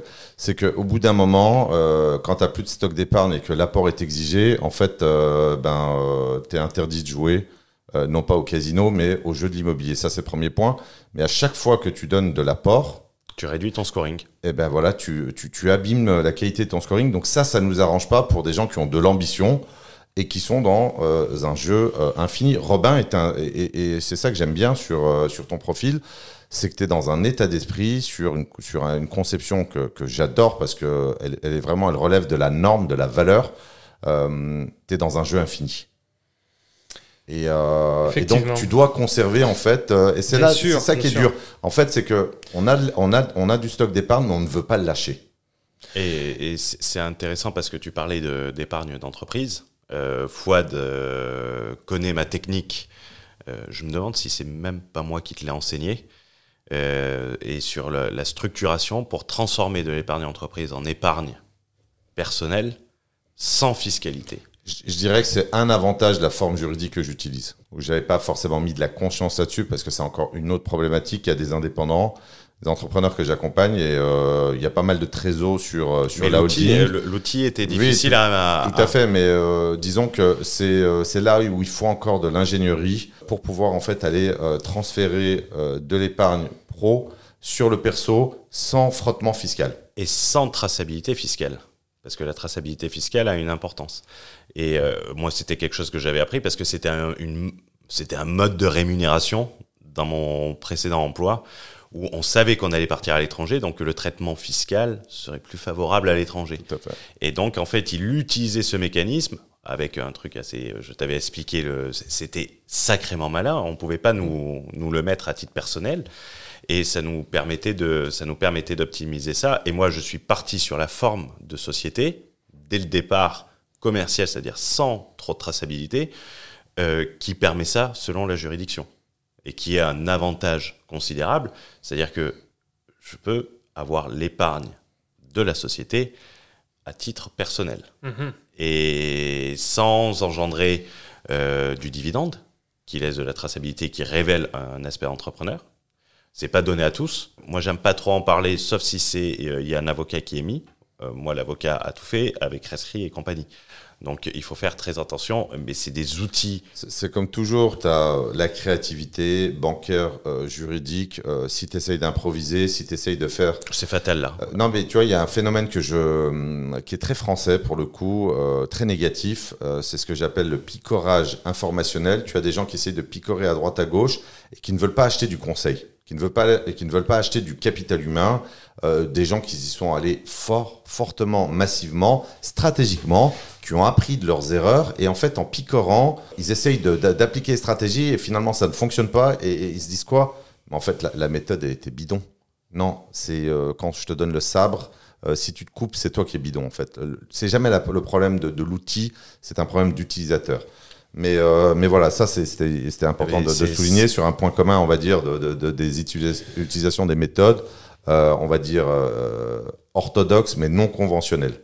Exactement, mais je rejoins ce que vous dites, effectivement, l'épargne est très importante et c'est pour ça qu'on essaye de la conserver au maximum, c'est notre ticket d'entrée pour les prochains financements, donc c'est toujours la stratégie pour essayer de la conserver. Moi j'essaye... Ce qui est attendu de mon point de vue par les banques actuellement, ce qui est demandé en matelas de sécurité, c'est d'avoir à peu près 10% des sommes empruntées en épargne minimum. Donc forcément, plus on avance, plus on a besoin d'épargne. Et comme vous le dites, après il y a des stratégies avancées qui permettent de se constituer de l'épargne, de se reconstituer aussi de l'épargne. J'appelle ça du booster d'épargne. Je rebondis sur ce que tu dis, tu vois, ça peut faire un peu, je vais utiliser un anglicisme, ça fait un peu teasing. Ouais. Et en fait, c'est un podcast, c'est pas une formation. Non, mais ça c'est important parce que c'est pas du teasing, tu vois. Et là, non, je dis dans la perception, c'est-à-dire que les gens peuvent se dire ouais, mais attends, mais pourquoi tu donnes pas les techniques? Mais déjà, il faut être formé Mais surtout que la technique, moi j'aime bien, tu vois, j'ai une métaphore et je la trouve très pertinente. Et tu me diras ce que t'en penses. Donner les techniques sans savoir l'utiliser, c'est comme mettre une Ferrari entre les mains d'un novice. Il va aller plus vite pour se cartonner. C'est ce que je te disais sur le sabre, mais ce que je suis en train d'expliquer, c'est que former les gens, ça prend du temps. Moi, le mastermind, le signe noir, il a été sur une intensité très forte. On a passé 34 heures ensemble pendant 2 jours. Avec des gens et qui il y a étaient des formés. gens, et des gens qui étaient formés, et des gens qui n'ont pas encore compris, qui n'ont pas assimilé toutes les informations. Donc, on va pas faire des podcasts de 48 heures. Donc l'idée, c'est que c'est pas des stratégies marketing à 2 balles utilisées par la plupart des infopreneurs. C'est mets déjà de la conscience sur la technicité, la stratégie, sur la disruption. Ensuite, forme-toi avec les meilleurs. Et là, je suis obligé d'être extrêmement réaliste. Il n'y en a pas 15 sur le marché. Ça fait un peu Jean-Claude Van Damme, mais non, mais tu vois, c'est un peu, tu vois, ce que tu disais, tu vois, un signe noir. Enfin, je disais complètement. Pour une fois, je me suis rendu compte d'un discours cohérent avec mon expérience, parce que c'est vrai qu'il y a beaucoup de publicité sur Internet pour investir dans l'immobilier. Mais je me rends compte que concrètement, ça manquait de matière, ça manquait de profondeur dans les analyses et dans les stratégies pour lesquelles j'ai été confronté en réalité. Et plus on a appris à se connaître et plus j'ai participé aussi à tes mentorats et aux organisations avec tes candidats, je me rends compte qu'en fait, ton discours, ça colle complètement avec le discours d'un vrai investisseur expérimenté. Voilà, ce qui est difficile à trouver sur Internet, donc c'est pour ça que j'ai bien accroché et bien matché aussi avec ta vision. On précise que tu ne vends pas de formation. Non, donc oui, c'est un discours qui est désintéressé. Tout à fait. Je ne suis pas un sponsor de projet locatif. Je suis même un client, parce que pour l'anecdote, on s'est rencontrés d'une manière très particulière. Exact, c'est vrai, exactement. C'est un de mes conseillers qui m'a partagé. Parce que j'ai mandaté la société de Robin pour vendre des immeubles. Exactement, pour s'occuper du coup d'une partie de ton arbitrage immobilier avec plusieurs conseillers qui sont occupés de certaines ventes, voire des ventes optimisées. On peut les citer parce Bien que sûr, j'ai été plaisir. extrêmement, et vraiment je suis très exigeant. Quand je vois que je suis exigeant sur la qualité du beurre, donc sur la qualité d'un service, je suis très très exigeant. Germain de Projet Locatif et Fabien qui est sur la zone de Dijon. J'avais acheté un immeuble au centre-ville de Dijon que j'ai revendu à la découpe. Vraiment, et c'est pas pour cirer les pompes, c'est le client qui s'exprime. J'étais extrêmement satisfait de la commercialisation de mes immeubles, de mes apparts. On a vendu 11 lots sur un immeuble et l'autre, il y avait... je ne sais plus de mémoire, peut-être 7-8 lots. Donc, petite vingtaine de lots vendus parce qu'en 2022, je sentais que les prix étaient élevés, qu'il fallait vendre. Et j'étais passé malheureusement, et notamment sur l'immeuble de Dijon, par 2 agences immobilières très mauvaises.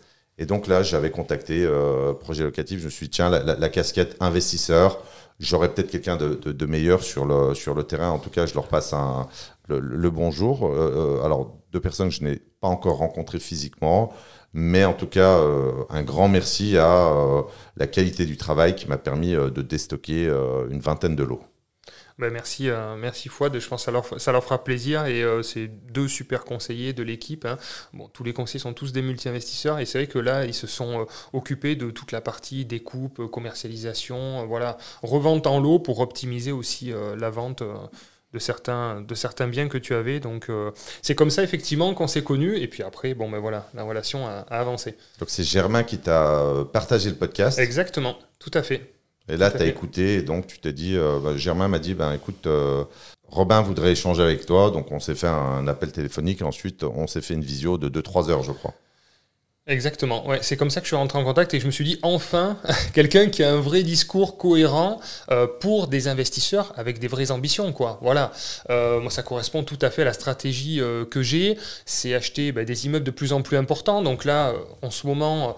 J'essaye de faire à peu près entre 2 et 3 millions d'euros d'emprunt par an, voilà, sur cette phase-là, avec différents associés aussi, il faut quand même le préciser.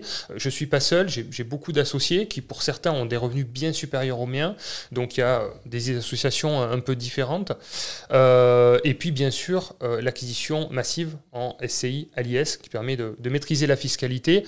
Et souvent, on a l'impression qu'en France, on sait que c'est un paradis bancaire. Ça, c'est vrai que quand tu as expliqué ça dans les podcasts en disant la France est un paradis bancaire, mais je me dis en fait c'est bien de faire justement que ça se sache parce qu'on n'a pas l'impression, on a des cartouches à jouer surtout en fait. Et en fait je pense que les gens qui nous écoutent ne se rendent pas compte du potentiel de levée de fonds qu'ils ont entre leurs mains et qu'ils n'utilisent pas.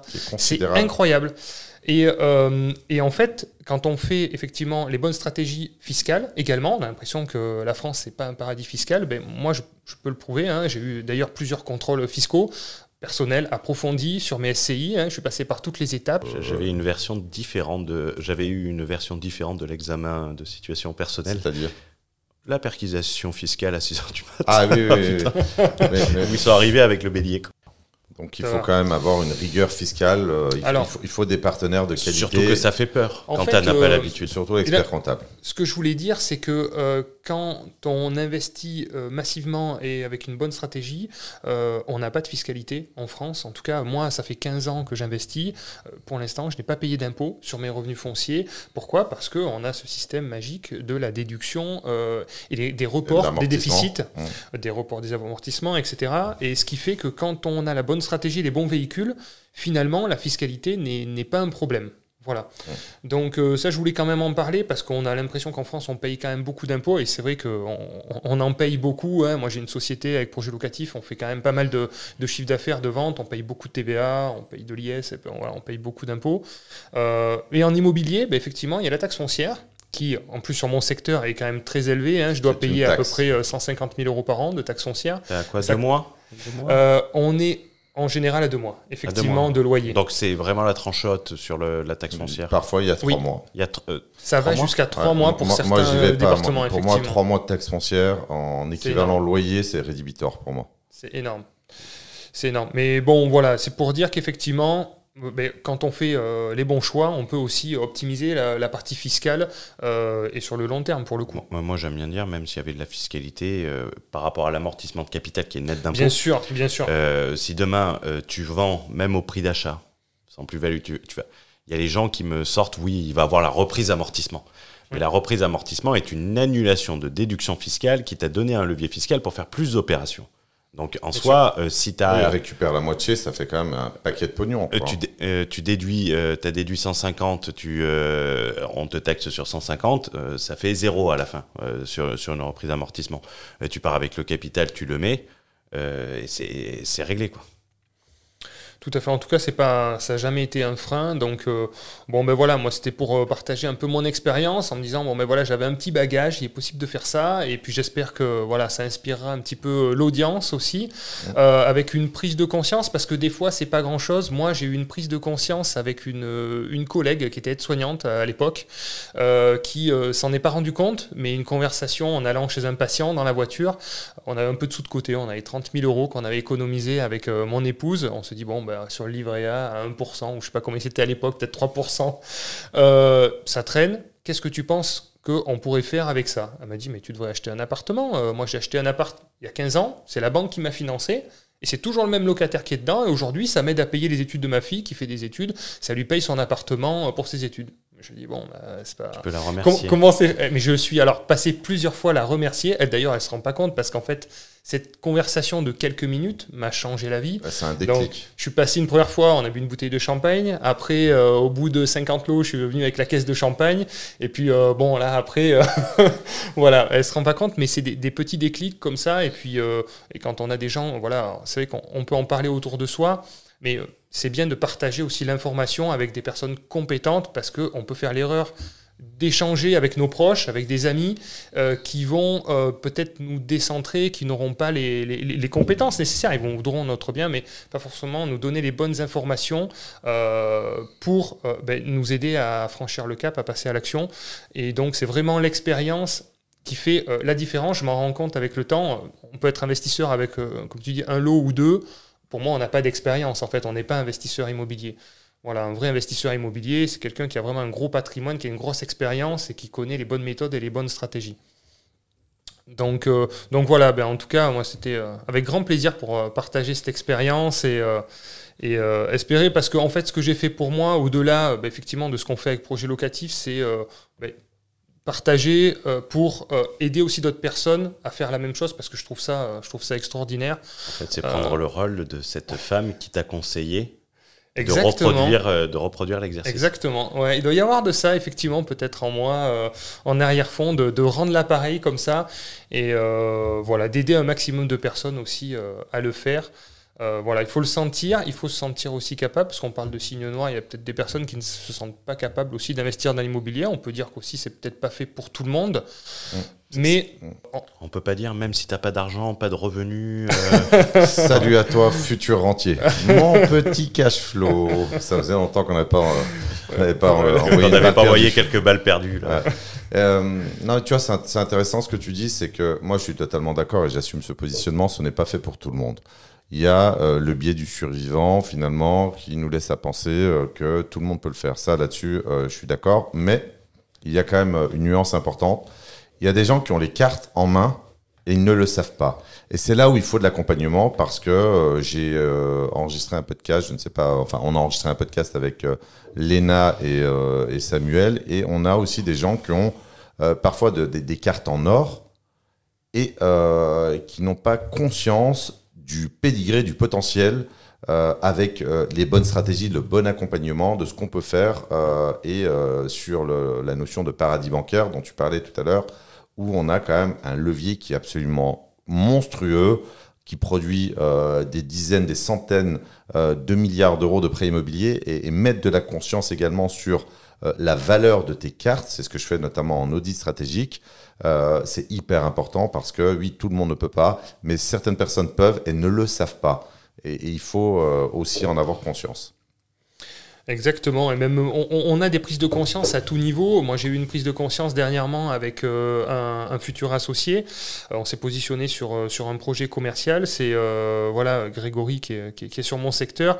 C'est pareil, c'est quelqu'un qui m'a fait aussi franchir des caps psychologiques, puisque voilà, là, il vient de lever 10 millions en 4 mois. Bon, voilà, on se dit là, il y a quand même des niveaux aussi supérieurs. En financement pro, hein, on parle de quelqu'un qui fait que de l'immobilier commercial. Exactement. Mais voilà, on est finalement sa propre limite, mais il faut le temps, effectivement, que le cerveau accepte aussi de digérer les informations. On parle de chiffres importants aujourd'hui qui me surprennent plus tant que ça, parce que on s'habitue à tout ça et on accepte aussi l'éventualité que c'est possible et qu'on peut y arriver.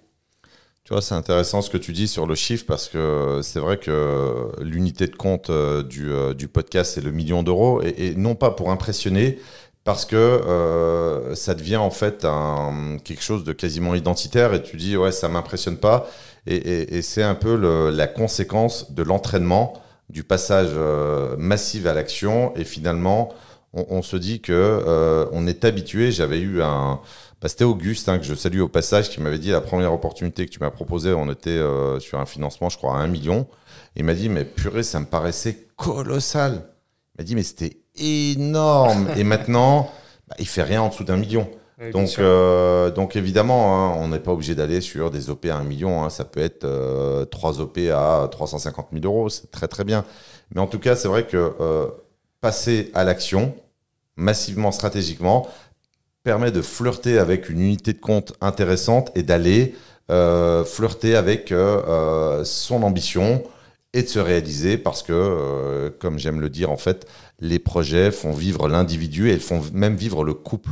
Et c'est ça qui est intéressant, parce qu'on donne aussi de l'oxygène au couple quand on est en couple. Toi, je sais que tu es en couple. Et l'idée, c'est aussi, il y a une réalisation de soi et du couple à travers l'entrepreneuriat immobilier. Et ça, c'est intéressant. Tout à fait, c'est de l'épanouissement personnel, familial, aussi des perspectives d'avenir. Et on est quand même sur un des besoins fondamentaux, finalement.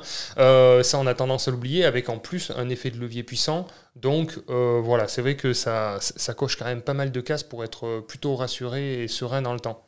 Donc il faut investir malgré la dégradation de la note des agences de notation françaises, donc la dégradation de la note française. Toi, tu continues à investir.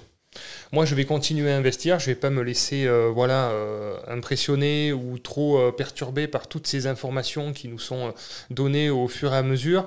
J'ai vécu plusieurs périodes. Je pense que c'est une période peut-être difficile, effectivement, pour la France. Mais on aura toujours besoin de se loger. On aura besoin de manger, de se chauffer, et donc ce besoin restera, peu importe les périodes financières que nous allons traverser. Et donc je suis confiant dans le temps. Donc je vais continuer, moi, à avancer dans mon parcours et pas me laisser distraire avec toutes ces informations. On a eu aussi les restrictions de location avec les diagnostics de performance énergétique. On a vécu la remontée des taux. Bon, il y a toujours des informations. Il y a eu le Covid, évidemment. Tu vois, c'est très On en a intéressant. enchaîné, quoi. La dégradation de la note française, il y a un élément que moi j'aime bien prendre. Et c'est pas les youtubeurs. J'aime bien regarder un indice. Ça a été dégradé en vendredi soir. Les marchés financiers sont fermés. Mhm. Le CAC 40 est à plus 100 points ce matin. Incroyable. Donc, La confiance est là. le CAC 40 surperforme en Europe. Le CAC 40 franchit les 7900 points malgré la dégradation de la dette française. Mhm. Donc, Là, c'est concret. C'est les marchés qui parlent. Voilà. Il y avait une information que je t'ai donnée que tu as trouvée extrêmement pertinente sur tu sais, on entend tous les jours, et c'est là qu'il faut une base aussi économique. C'est vrai que moi, je raisonne souvent en économiste. On entend que la France va s'écrouler la semaine prochaine, etc. Et j'avais partagé ça sur un podcast. Et je l'ai partagé avec toi et tu m'as dit, ah ouais, tu sais, tout à l'heure, là, quand on buvait le café, tu m'as dit, ouais, c'est très pertinent. La France, sur les 40 dernières années, après la période des 30 Glorieuses, qui a été une période exceptionnelle, donc grosso modo, la France, sur les 40 dernières années, est en taux de croissance économique positif. Il y a peut-être une année, je ne me rappelle plus exactement, mais peut-être qu'il y a une année difficile en 1993, mais grosso modo, sur les 40 dernières années, le taux de croissance économique en France est positif. Et on parle d'un taux de croissance positif moyen de l'ordre de mémoire, je crois que c'est 1,7% de croissance. Donc c'est marrant de dire que le pays est cuit et qu'il n'a aucun avenir, alors que quand on regarde la période, les 40 dernières années, ben, on a un taux de croissance économique qui est positif. Donc moi je pense que la France, même si on a un souci de gestion de la dette publique, je pense, évidemment, je n'ai pas la boule de cristal, on a des fondamentaux en béton armé. Je pense qu'on a des cartes en or. Évidemment, il y a du boulot à faire, il y a de la critique constructive. Mais je pense sur une durée qui m'intéresse, qui est la durée optimale de l'amortissement du capital, 20 ans. Moi, je suis prêt à parier que la France, sur les 20 prochaines années, a un taux de croissance économique positif. Et ce qu'on veut aussi mettre en perspective, et ce qui est une analyse totalement erronée, c'est le taux de croissance important des zones en développement, mais c'est un effet de rattrapage. On ne peut pas avoir un dynamisme de gens qui sont à 2 000 € par tête de PIB avec une zone stable et mature comme celle de l'économie française. Donc l'idée, c'est que non, la France ne va pas s'écrouler la semaine prochaine. Regardez sur Internet, il y a la notion de cycle économique de type Kondratiev. C'est du nom, je crois, d'un économiste russe. Ce sont des cycles très longs de 30, 40, 50 ans. Mon opinion, mon avis, ma théorie là-dessus, c'est que pour faire couler la France, avec ses fondamentaux, et je dis bien la faire couler comme c'est vendu par Aberkan et compagnie, de la Marche, Charles Gave, pour moi, il faut 50 ans minimum, c'est-à-dire un cycle économique. Donc, est-ce que nous, on a la marge de manœuvre temporelle? Est-ce qu'on a l'espace-temps pour se bâtir le patrimoine, éventuellement l'arbitrer? Bon, la question, elle est vite répondue, comme dirait notre grand philosophe suisse des réseaux sociaux. Salut à toi, jeune entrepreneur. Donc c'est important aussi de finir par une touche d'optimisme, mais basée sur des fondements économiques réels. La France ne va pas couler, elle a des cartes en main en or. Il y a des problèmes d'ordre structurel, mais les taux de croissance économique sont positifs. l'investisseur ne doit pas être influencé par les masses, par les gens qui vendent de la peur, et ça c'est hyper important. Et je trouve que toi qui as traversé plusieurs cycles économiques, t'en es la preuve vivante. Tout à fait, non, mais par contre, il y a un effet réel sur l'action, effectivement, de la population suite aux annonces. Ça, c'est assez impressionnant, comme on peut, comme ça, manipuler un petit peu les foules, masses. Les masses, grâce aux informations qui sont transmises comme ça. J'ai été assez impressionné, j'ai appris au fur et à mesure du temps à justement prendre beaucoup de recul par rapport à ça et avoir une vision différente, ce qui m'a permis peut-être de faire des choses un petit peu différentes de la masse aussi. Mais tu vois, c'est hyper important ce que tu dis parce que je reviens sur le comportemental, sur la compétence. En fait, tu as développé ton esprit critique et tu n'es pas influencé par les médias. Je prends la journée du 10 septembre. On nous a annoncé la Révolution française de 1789. C'est vrai ou pas, quelque part, en exagérant un peu? Qu'est-ce qui s'est passé? Rien sur CNews. Non, pas du tout, parce que sur CNews, on va t'expliquer. Non, sur CNews, on va t'envoyer des informations bas de gamme pour vendre de l'audience et manipuler les masses. Moi, j'introduis des critères économiques.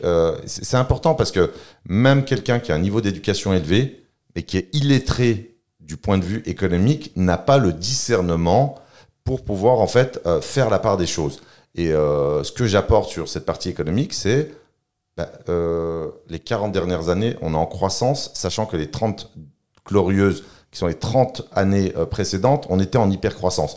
Donc, je ne vois pas pourquoi, par rapport à la situation économique actuelle, oui, il y a des problèmes. Pourquoi est-ce qu'on devrait arrêter d'investir? Parce que Delamarche nous a dit que la France va couler la semaine prochaine. Et ça, c'est un discours qui est nouveau, qui est exactement à l'inverse de ce qu'on a sur CNews. Je ne sais pas si vous avez d'autres éléments sur lesquels vous vouliez échanger ou... Moi, je pense que c'est pas mal. Juste une petite sensation pour les investisseurs qui me comprendront quand on reçoit ces offres de prêt. Je vous souhaite à tous d'avoir cette sensation de satisfaction avec beaucoup de zéros derrière. On a l'impression d'avoir gagné au loto à chaque fois. L'inconvénient, c'est que c'est très addictif. On a envie de continuer et d'enchaîner. C'est une bonne addiction. Ouais, tout à fait. Et voilà, franchement, c'est hyper agréable d'avoir cette chance en France unique de pouvoir lever autant d'argent. J'aurais jamais imaginé à l'époque, donc en 2010, quand j'étais aide-soignant, pouvoir lever autant de millions d'euros. J'aurais pas cru une seule seconde. Et pourtant, c'est tout à fait possible avec des bonnes stratégies. On a la chance d'avoir ce paradis bancaire en France. Je ne comprends pas pourquoi tout le monde n'utilise pas sa capacité d'emprunt au maximum. Parce que les gens écoutent CNews, une chaîne d'information bas de gamme. Voilà pourquoi. Et juste pour conclure sur ce que tu as dit, qui est hyper intéressant. Je te rappellerai, Fouad, que le budget juridique de CNews n'est pas celui des infopreneurs. Donc calme-toi un peu, s'il te plaît. C'est moi l'éditeur du podcast. C'est une information bas de gamme, mais... pour le service juridique de CNews, les mises en demeure et... Je n'ai pas dit que c'est une chaîne d'information raciste et médiocre. C'est une chaîne d'information, c'est de l'information bas de gamme. Non, mais tu vois, je rebondis sur ce que tu dis. Tu vois, tu parles d'offres de prêt et ça, c'est très concret. Quand les gens me disent, ouais, c'est bon, j'ai la simulation. La parole d'un banquier ne vaut rien. Une simulation ne vaut rien. Un accord de principe commence à être intéressant. La seule chose qui vaille, c'est une offre de prêt. Quand on a une offre de prêt, on a un prêt. Ça, c'est important, tu vois. Donc, on voit que tu es dans le concret. Tout à fait. Parce qu'on a eu tellement de déboires, hein, comme tu dis. On a souvent la personne en face de nous qui veut nous prêter. Et de déception, oui. Plus déception que déboire. Bien sûr. Oui. Mais après, on trouve toujours des solutions. Donc, effectivement, ça finit bien en général. Mais on a tendance à croire la personne qu'on a en face de nous, qui nous dit oui, et qui veut nous prêter. Mais en réalité, ce qui compte, c'est vraiment l'offre de prêt. Tant qu'on n'a pas l'offre de prêt, il faut multiplier les rendez-vous, continuer à prospecter pour son financement, mais ne jamais être sûr que c'est acquis tant qu'on n'a pas les offres de prêt. Donc ça, c'est très concret. Et l'expérience qui parle, ne vous faites pas avoir. Les délais passent vite une fois qu'on a signé un avant-contrat. Donc c'est vraiment la chasse au financement. Il faut être motivé et savoir que ça va être, ça dépend des profils, mais des fois plus ou moins compliqué. Et puis mettre beaucoup d'énergie, c'est vraiment la qualité première d'un investisseur, je répète un peu, mais c'est de trouver des opérations et les faire financer. On n'est pas là pour faire les travaux, pour faire de la gestion, pour faire de la comptabilité. Pour ça, on s'équipe de professionnels. Là où on a un effet de levier, c'est justement sur la partie financement. Même la recherche peut être éventuellement déléguée. Avoir son analyse et lever des fonds, se concentrer là-dessus et puis multiplier les opérations. Et pour moi, c'est là où il y a le plus gros effet de levier. C'était Fouad Berlin pour vous inspirer à voir grand. C'était Robin Eldin pour vous partager mon expérience d'investisseur. Et c'est Hugo pour remercier Robin de cette intervention sincère, transparente, bienveillante. Et je voulais encore le remercier d'avoir accepté l'invitation et de s'être prêté au jeu totalement pour la communauté. Donc un remerciement. Et pour te remercier, je te propose de te nourrir. Ça me convient. Merci à vous deux également. De nourrir les 2 mètres. Robin est très grand, donc c'est rare que je tombe sur des gens plus grands que moi. Donc, et je mange beaucoup. Donc je vais te nourrir. Je vais te nourrir.